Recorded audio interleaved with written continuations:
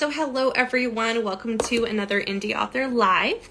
I apologize for the outfit today, but it is extremely hot for some reason here in Connecticut.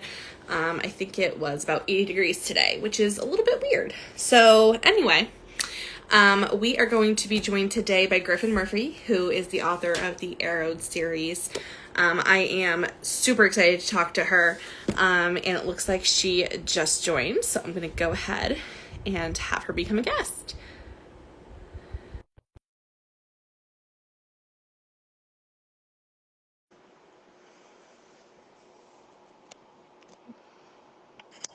Hi, Hey! how are you? Good. How's it going?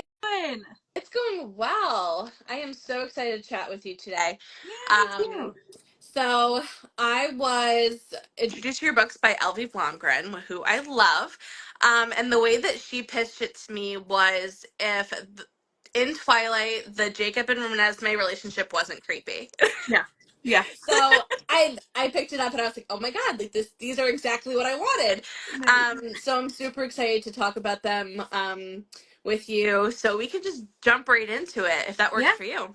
works for me. All right. So tell us a little bit about when you decided you wanted to be an author and what your path to publication was like. Yeah, so I always knew I loved writing. I mean, I was like writing in composition notebooks in elementary school and making my own version of books back then. But I took creative writing classes like all throughout college. And while I was doing that, I never anticipated like actually ever being a published author. It always was just like a hobby. And I was an English major only because I loved reading and writing. And so I wanted to take as many reading and writing classes as I could, but I still never saw it as a career. But I had a Twilight fan fiction online that went viral, and it was just like a fun side little joke that I had. It was something I was just like, it's fan fiction. It's not ever something I'm going to publish. And so it literally wasn't until like I graduated and I met up with my mentor who had done all my creative writing classes, and I told him like, hey, by the way, funny little joke, I have this Twilight fan fiction that has like 500,000 views. And he was actually really mad at me because he was like, why didn't you tell me this before? Like, because he knew that, you know, going from fan fiction to converting it into an original thing was like a great way for new authors to just break out into the world of publishing because they have this existing audience that knows they like your writing already. And so they're willing to follow you. So in the year after college, I just dedicated myself to converting that fan fiction into what became Arrowed. It's very different from what the fan fiction was, and even the fan fiction itself was pretty far away from Twilight, but it did start off as a Jacob fanfic because, yeah, falling in love with the baby's gross. So I just said, let's write that doesn't happen. But the fanfiction itself was like all original characters apart from Jacob, so it helped that it was easy enough to transition to what Arrowed is now. That's actually such a cool story. I don't think that I've heard that from any of the authors that I've interviewed so far. So that's really cool and very unique. Um, and so how did you kind of work with taking it from the fan fiction to, what era it is now? Like, did you plan? Did you plot? Like, what did you do to kind of get it into a published book? Yeah, so luckily the like bare bones of the plot of the fan fiction brought me up to about like the end of like the second book. So the first two ones were easy enough that I really didn't have to outline. It was more so, you know, aging them up a little bit and just writing the in-between scenes and just like rewriting the romance of it all, because obviously when I started writing a fan fiction at 16 I didn't know what a healthy relationship looked like. So really just putting in the romance that I would want to see currently as a reader. So that was the most fun. But yeah, as the series has gone on, I've learned how to outline from scratch and just pull the ideas, since I no longer have that existing outline to go off of. And so, after book two, it was kind of like outlining like what you wanted to happen and things like that, not just like being a Yeah, pantser. yeah, I've always known how it's gonna end. I've always known like some big moments, but all the like in between stuff, you know, the smaller things apart from the main conflict were things that I sat down. I'm very structural with the way that I write my books. They're all 25 chapters. When I'm writing, I write 5 pages from his point of view, 5 pages from her point of Mm. view. So on that level, I know like, okay, this should probably happen on this chapter. This should probably happen on this chapter.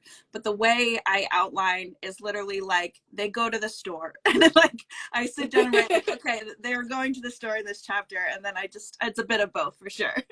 Cool. I actually like that. I like the idea. I always love dual POV, mostly because I love when they become audiobooks and it's dual Yeah. narration. But I love seeing both. What do you enjoy most about kind of writing in the, I mean, I guess we could somewhat call it like paranormal romance in some way, but you know, fantasy, fiction, whatever you'd like to Yeah. call it. Yeah, I think I'm a very nostalgic person.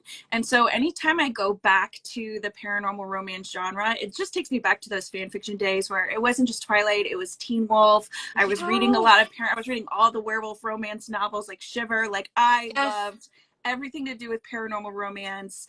I also loved, it was kind of like a Fated Maid story. It's a series called Significance. And that was like a really great paranormal romance where it was like outside of like the typical like wolf shifters, there's just like a whole new species of like special superhumans, and I really loved that. So there was so much inspiration that I pulled from back then. So anytime I sit down to write a paranormal romance, it just feels so nostalgic. I put on like Muse, I put on like the Oh. soundtracks that take me back to that time. And And yeah, it's just so much fun to just go Pattinson into that world.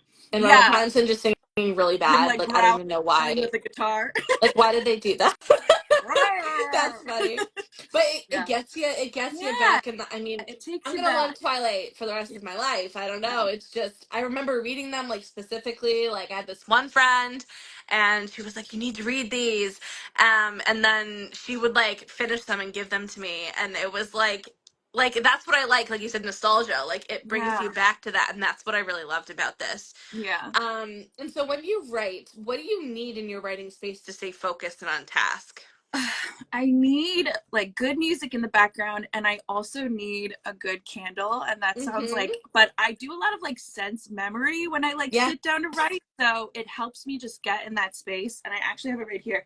It's Writer's Deck by Midsummer Child. I'm not sponsored. Midsummer Child candles are the absolute, they're my favorite. And she has one called Writer's Desk that's like very, it smells like coffee and other things. And Oh, anytime I smell it, immediately like my brain clears and I'm like, I'm ready to write. So just a good that's candle cool. just really helps me get in the zone.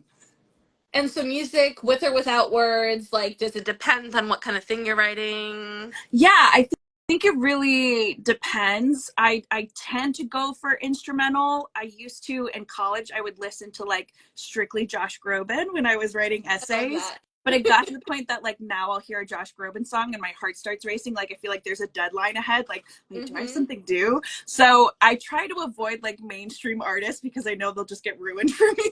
So I stick to the instrumental stuff. And so, what gets in your way as a writer? What's something that you would call your kryptonite? Um, I would say just like sometimes sitting down and just like getting it out on the page. Ideas come to me Mm-hmm. so quickly, and I have a very vivid imagination that sometimes I see it all play out like a movie. And then it's like you have just watched a movie and you have to sit down and write out everything that happened in the movie. And it's like, it's just so much better here than getting it Mm. out here. So sometimes the creative process is almost like too creative, where my brain's just moving faster than the logistics of writing it out. And I totally relate to that. I think that, you know, I mean, I have ADHD, so I don't know if that's part of it.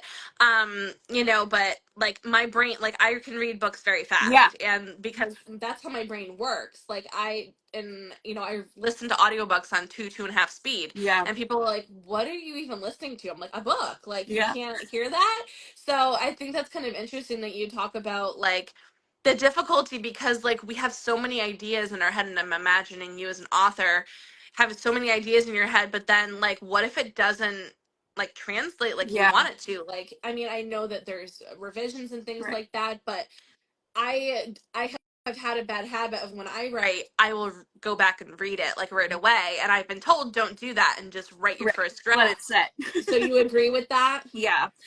Yeah. I think especially because I also have like simultaneous ideas for like other projects. I have like 3 different works and projects at the moment, and one of them is like in a different genre. So if I try to reread it, it just gets in the crosswires of all the other ideas. So I just need to like focus, get it on the page, and just do one thing at a time, Yeah. and then come back to it. So create like the creativity is kind of, I mean, sometimes kryptonite because you're so Yeah, creative that you have to pick what you need to focus it's a on like at blessing once. And and a curse. I know. And so you don't only have this, you also have like a Yeah. cozy Yeah, my romance, most recent right? release was a cozy fantasy that came out in November on my wedding day. It's called Love at First Glance. And it was like my first time ever stepping into a completely new genre apart from paranormal romance that I published. Actually, the first book I ever written to myself was a fantasy. So I've always been a fantasy girly too. But yeah, definitely a huge risk because obviously the Arrow series is ongoing, but it was more of like a passion project. And it was something that was just a source of comfort for me that I just decided to put out there. And yeah, it's been a lot of fun joining the cozy fantasy community, and being introduced to a whole bunch of new readers that like cozy fantasy. So yeah, it's definitely been exciting having 2 things going on at the moment, but it definitely is a lot to juggle at once. Mhm. And so I didn't hear cozy fantasy like one until you, as well as Madeline Elliott. So what is cozy fantasy? What does that mean? So the In all honesty, definition I don't has know. been like shifting a little bit. A lot of people, it used to be like high fantasy, low stakes. And I wouldn't say low trigger because I think triggers are different for everyone. So like there's no way that one thing can be low trigger for everyone. But I think the main, just you go into it knowing that it's going to have a happy ending is like the way I phrase it. Like Okay. you go into it knowing that for most of it, you probably feel like you're just wrapped in a blanket and you're just like comforted and you can read it. And obviously there's going to be conflicts and some of them still have like battles and there's still ones that have like blood and stuff. So they can get a little more, high stakes, but it's still like at the end of the day, it's going to have a happy ending. It's going to be just like a nice, comforting read, very easy. Well, that is super good to know because, and now I know why I like her book so much. That must be it. Which I need to check out Love at First Glance. I just haven't gotten to it yet, but I think I'm gonna download it after this. Because that's what I need. Because I just finished Restless Stars, and it's a 768 Yeah, page book, and cozy fantasies are good yeah, palate cleansers. I need a palate cleanser. Yeah. Okay, so let's move on to just talking about We'll just talk about Arrow in case anybody hasn't read it yet. There are multiple books in the series, but we'll just talk about this one. So, if you had to describe Arrow in one sentence, what would that sentence be? Um, uh, Girl discovers world of supernatural, friends first fated mates. I don't know. That sounds good to me. A couple words. It's like a whole bunch of like tropes like thrown together that Yeah, work. a lot of tropes. And I'm glad that I wrote it with tropes before I even knew what tropes were because it's made marketing sense very easy. And so who is your favorite character to write? Do you have one?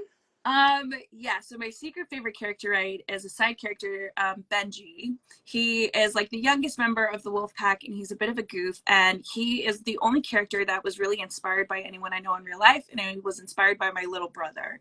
And it's so funny Oh. because like anytime my siblings read Arrow, they were like, is this based off Jack? And I was like, yeah, Benji's Jack. So he's always like my favorite to write because I'm just like always laughing myself being like, my brother would do this, and that makes the scene so easy to write. That's awesome. That's awesome. Yeah. And contrast, what was the most challenging part of writing this book? Um, I think definitely in some ways it was great to have the fan fiction to go off of and convert it, but in other ways I really didn't want to rely on it too much.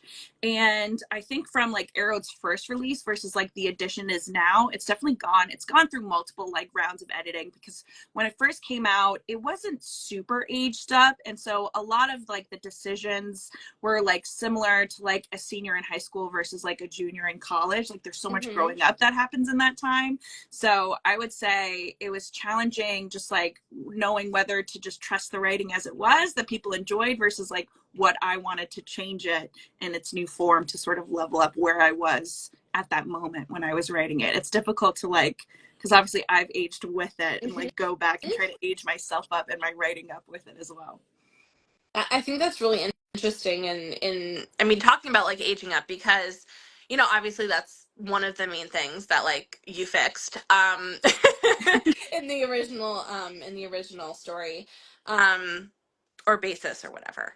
But like there's like so many like new genres like ages that come out. Like I was like, okay, like I know young adult and adult, and then new adult came out, and then middle grade came out, Yeah. and it was just like new adult is like what's the difference between new adult and adult? Like is it like 18 to 26? Like I Right. don't know. Like what even is that? And so I find that like so difficult to like describe Yeah. books, being like, oh, like it's NA or something Right. like that.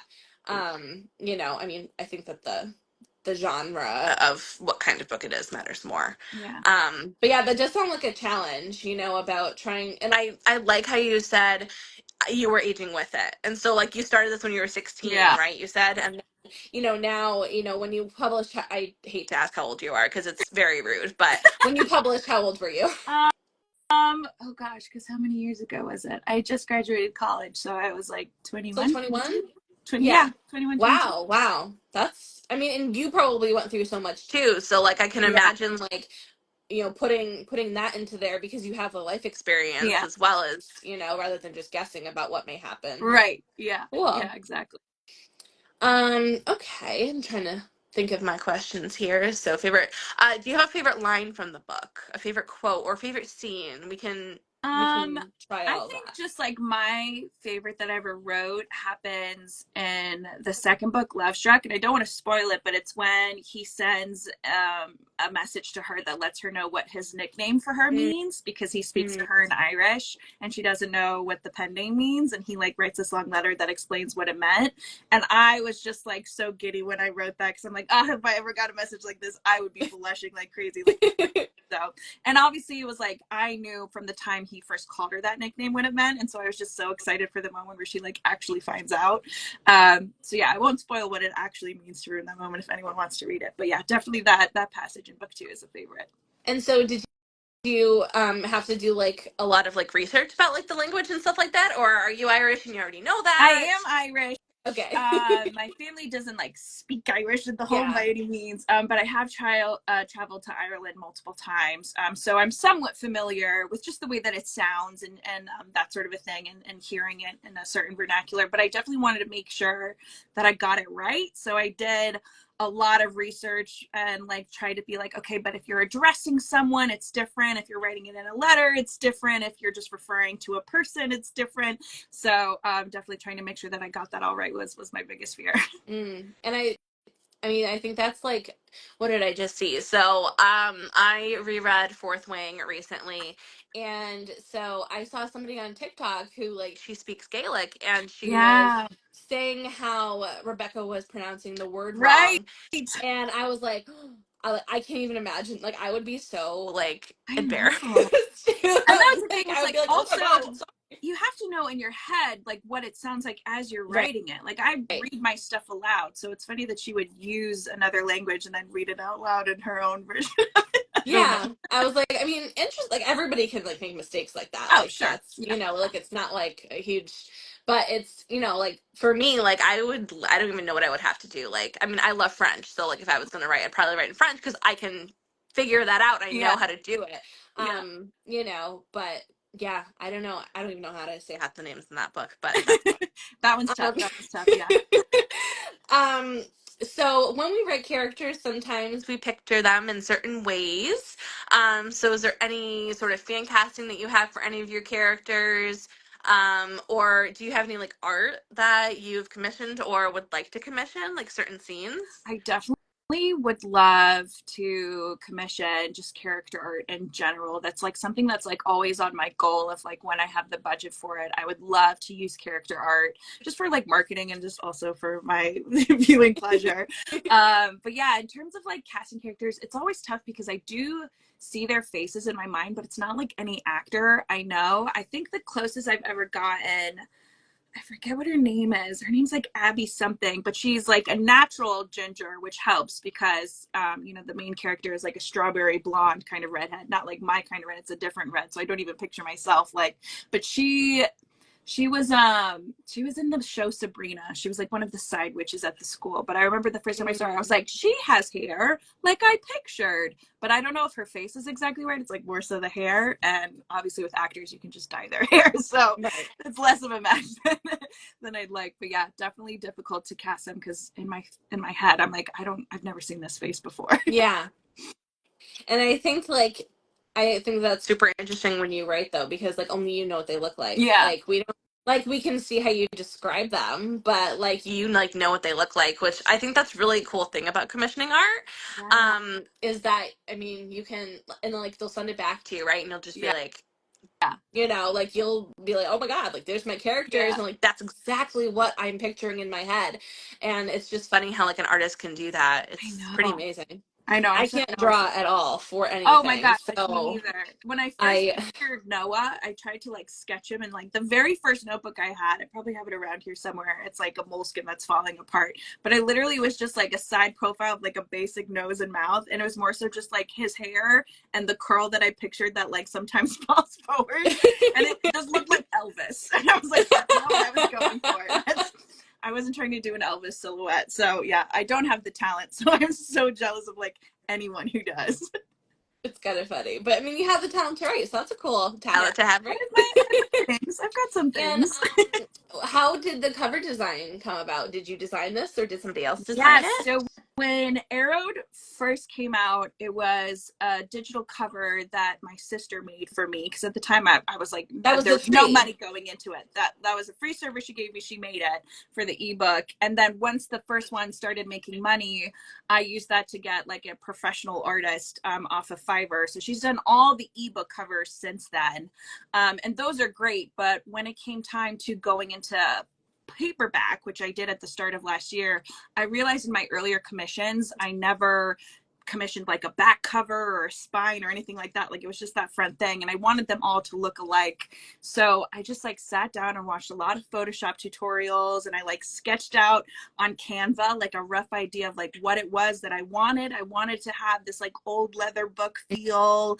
I wanted Hmm. like the different like sketched in imprinted images, and I wanted it in gold. And so yeah, I ended up just making it on my own on Photoshop, which is great because now with any of the other paperbacks that come out, I can just, it's a template now that I can just like copy paste and make it easy on myself. That's super cool. But yeah, Actually, it's I tricky. bought this version because I really like the cover. Oh great.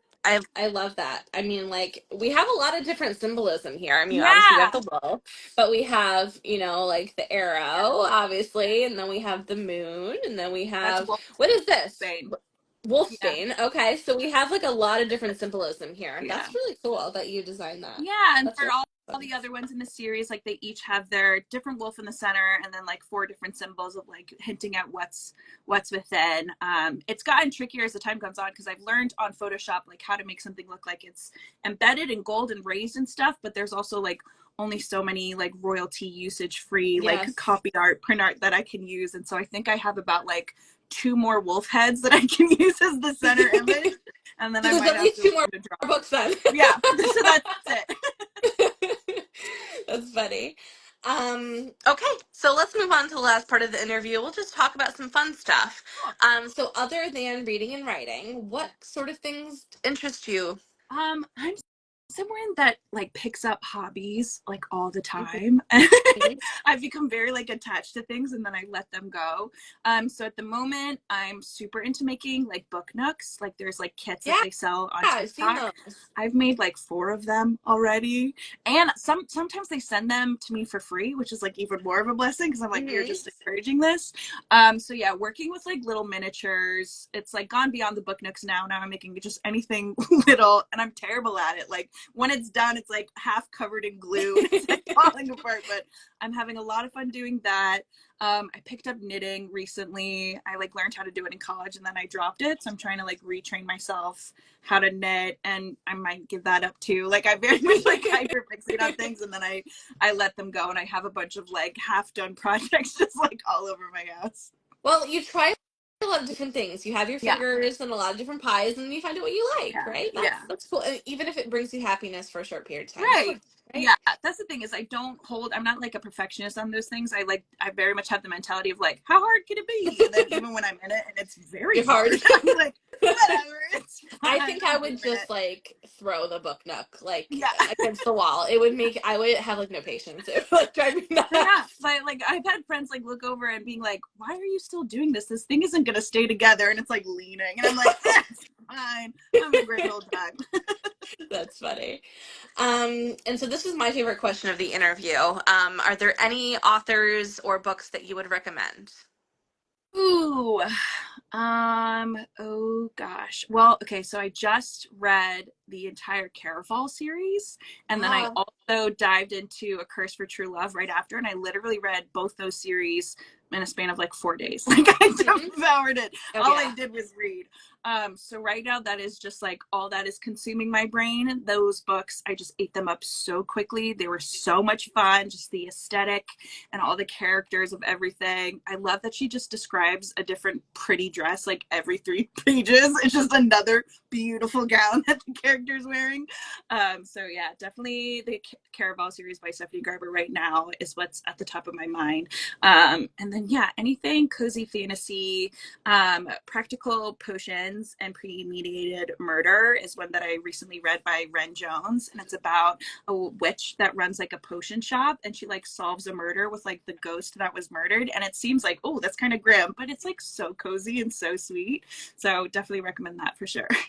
I absolutely love Caraval. I'm like looking. I have all three books. I'm pretty sure. And I they're so pretty didn't to read. look at. Like I just Yeah, love having it on my shelf. and they It's those are some actually fine looking books. there's a like a novella or something coming out. It's called Spectacular. Oh my gosh, I did It's a not. Christmas something coming out. Yeah, it's called Spectacular. So now you know that. I'm gonna pre-order And literally right this is done. uh Stephanie Garber is like such an amazing human. Like I Yeah, got these books when I went to BookCon in New York. Like nice. I don't even know, 2018 maybe, and Uh, she's such a nice person. yeah, You just like, and I haven't read A Curse for True Love yet. I've only, maybe I did. I think read the first one, but I didn't continue I so book because I didn't really two is know how my we felt favorite about of all of evangelism. them. Book two of the Chris for True Love series is my favorite of everything, on top of like Caraval and I'm all of it.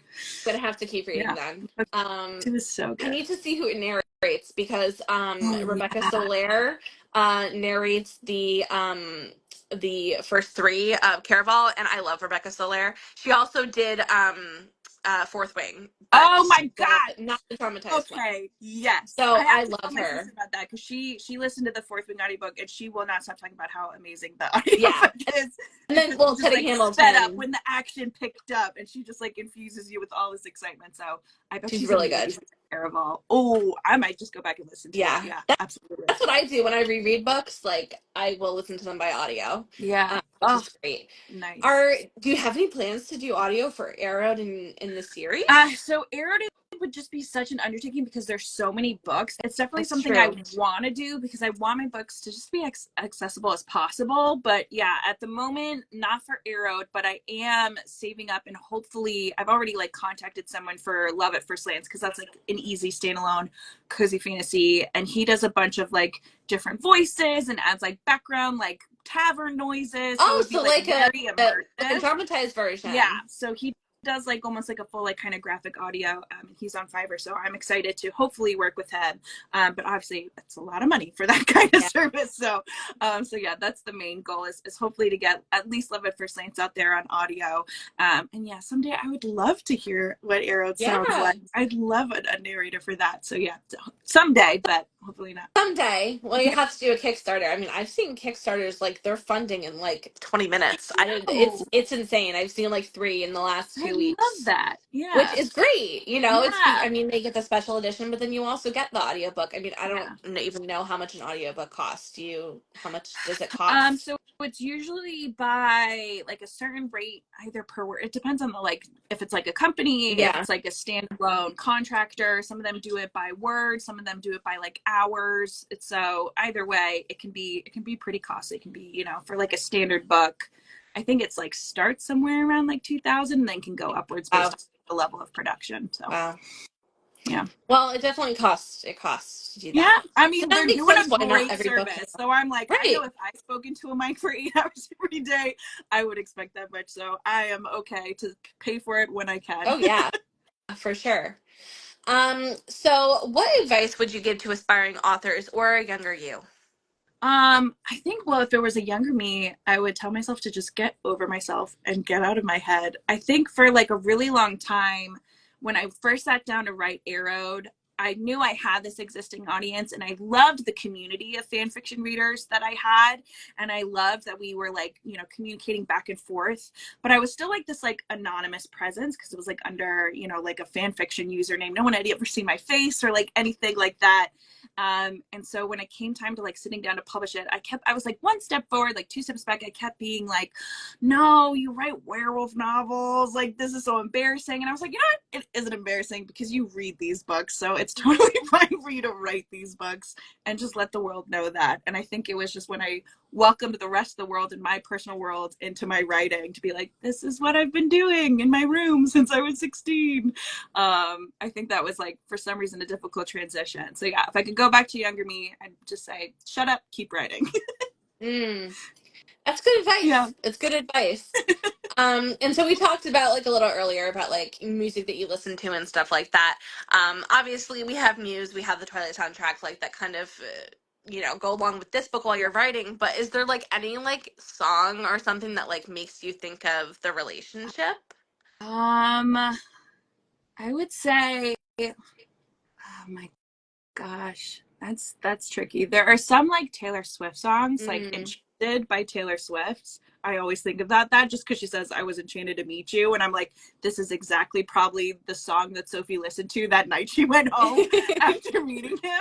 So yeah, probably Enchanted by Taylor Swift is very, at least it's Sophie coded. I don't know if Noah listened to that. He seems more like a country rock kind of guy, but I think she listened to Enchanted when she came home that night. That's awesome. That's awesome. I'm a Taylor Swift fan, Nice. obviously.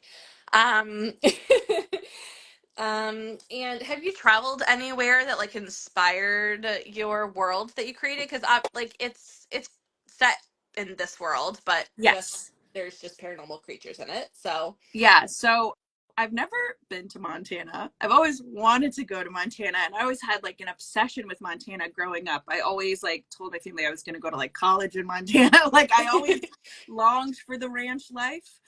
So then when Yellowstone came out recently, I was like, oh, I love mm, this show. It's so dark and grim, but boy, is it beautiful. So unfortunately, I have not been to Montana, but Ireland is definitely going to come into play later in the series. They're traveling to Ireland and the spinoff I'm writing right now, there's a lot of Irish folklore, and they go to Ireland as well. And so I was in Dublin only when I was in college. I spent a month in Dublin, and then on my honeymoon in November, we got to travel all along the coast of Southern Ireland, mm, and I got so much inspiration. I was like jotting things down in my notes pad because it's just so beautiful. So yeah, definitely Ireland is definitely, you know, embedded in a lot of it just because like it's part of my history, but also traveling there, I was like, oh yeah, this feels so right. that's awesome. That's awesome. I'd love to go to Ireland. I've heard that it's beautiful. Yeah. I spent a month in Paris, and so Ah, like in college, and wow. so you really like fall in love with the place. Like Yeah. it's impossible to travel from America to another country and stay there for like a month period of time and not love it. Like Right. you really feel like you're part of the culture there. Like Yeah. it's just so cool. Like it was in July. I mean, and that's usually when they go on Oh, vacation. So there was a lot of stuff closed, but yeah. I mean, it's 8 o'clock at night, and you're Yeah. like sitting outside a cafe having a glass of I wine, and like love that's like that. totally Just like sitting like you're a local, yes, like you live yes, there. That was my yes. favorite thing too, was just like my daily routine. I had a place that I got a bagel every single day. I'm now gluten Hmm. because I have celiac, so I probably should not have been doing that. But every day I went and I got a bagel. And it was so funny that on our honeymoon, obviously because I can't eat it, I made my husband go to that bakery, and we like did the walk I did when I was like going to class, and I was like, this is so weird. And we like stepped into the bakery, and he like ordered the same bagel sandwich I always got, and he let me like smell it. But I was like, yeah, I was that girl. I mean, obviously with my red hair I fit in. So I was just like sat outside class, like eating a bagel. Like I was like, oh, I'm a local, even though bagels aren't particularly Irish, but like that was my morning cuisine. That's so Yeah, special. yeah, I love that. I went to this one bakery that like it was so I lived at the International University, and then there's they have a tram, and so I always took the tram down to this one bakery, and they Oh. had almond croissants, and they had the best almond croissants ever. And so when I went back, so I lived there in 2015, and then when I went back in 2017, I brought my friend to that bakery, and I got Nice. they were Oh, still open, and I got almond croissants. It was so oh, I cool. And like love that that. must have been such a cool experience, Yeah, you know, it was to so nostalgic. Yeah, so I studied at the Gady School of Acting for a month. So all like that month, all I was taking were like acting classes and like theater stuff, and it was like all Irish plays and stuff. So it was like a very quintessential Irish experience. But yeah, just like looking at the bakery and then like seeing other acting students because we always had to dress in all black, which is fine because that's all I wear anyways. Like going inside class, I was like, oh, I want to go in there. Like I want to like see if anyone remembers me. Obviously not. I was there a month and like 20 something, but yeah, it was the nostalgia is like you think you've forgotten about it until hmm you're there and you smell it, and it's so real. And yeah, like I said, I'm a very nostalgic person, so it was like so meaningful for me to like step back in time and like be in that bakery. Even though I couldn't eat it anymore, I was hmm still just like, oh, it's so good being here. But like getting to show your husband too, like that must have been so Yeah, cool. Like I liked showing my friend, but like, I would love to bring my husband to Paris and just show him like, yeah, you know, like all those places I used to go. And like I did this. Like, look, here's yeah. this picture. I did that. That must have been really special. We literally named one of our pugs Bagels. Oh, Because I, since becoming gluten free, like the one thing I miss most of all is bagels. Because of like the time I fell in love with bagels in Ireland, like I continued an obsession with like bagel sandwiches and smoked salmon bagels like since then.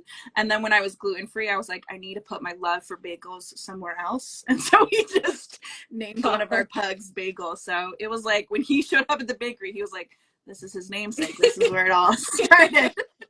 that is so funny. And do you have any like dates that you could share or anything kind of going on for like upcoming releases, stuff like that? Um, so I have so much going on at the moment, but nothing is like yet ready to announce the release. So I will say, in terms of the Arrowed series, currently working on the final edits of the spinoff, Okay. which is called Restrained, and it's Frankie and Connell's story, and it's basically like what goes on with their relationship behind the scenes leading up to. I say it's Arrowed 4.5 because it leads you right up to where the next Arrow book will start. So that will be coming. But then also because I loved writing Love at First Glance so much, I have so many like cozy fantasy ideas. So a sequel to Love at First Glance is in the works, but also a third cozy fantasy, like unlike Love at First Glance, it's more of like a witchy cozy fantasy, is also in the works, but no release dates yet, just because it's just been a very busy year. Well, it sounds So like you're hoping to be doing able a to announce it lot, soon. so we Yeah, could expect a lot to a come lot out, to which is awesome. come, but nothing, no set date yet. Awesome, awesome. One of the authors I interviewed before, Vermilion Bain, said that she loved Love at First Glance, so that's awesome that she read that Oh, too. great. And so do you have any like events, signings, anything coming up that No, you I got would going on? love to. That's definitely my goal for this year. Last year was when I like came out of being in the anonymous closet and I like started putting my face on TikTok for the first time. And I've made so many wonderful friends that now I'm like just starting to come around to like actually attending Yeah. events and meeting my Yeah, online friends in person. So I would definitely love to go to an event. I know there's already so many that happen and they sell out pretty quickly. So I just need to be better at planning ahead. So I'm hoping to at least, if not sometime this year, then sometime next year, but nothing on the schedule yet. that's awesome. I mean, I think it also takes a lot, you know, to kind of, I mean, it's a lot of Yeah. travel and you have to bring all the books and what if you run out Right. and that sort of thing. But it's also like, it must be so cool, like, you're thinking about like meeting your readers and Yeah. like, you know, there's people who really, really liked your book, Yeah. obviously, because they bought it and they read it I and that's so know. cool. Unfortunately a very emotional person and I'm like quick trigger to cry. So that's like my biggest Yeah. fear is that the first time I meet a Those are reader in real so life, because that's like yet to happen outside of my family, like I will probably cry and just I hope it's someone that's okay with that. cool. Well, I really, really appreciate you taking the time to chat with me tonight. It's been an amazing chat and Yeah. wonderful. And if you guys have not read it yet, Arrow, it's an absolute must read. You have to read it. There are multiple books in the series out already, so you kind of get a little bit, more than just the first book, as well as a little cozy fantasy called Love at First Glance. So I'm going to go check that one out now. But thank you so much, Griffin. I've really had a wonderful Yeah, time chatting thanks with you. for having me. This was You're so much fun. welcome. I hope you have a great rest of your night. You too. All right. Bye, everyone. Bye.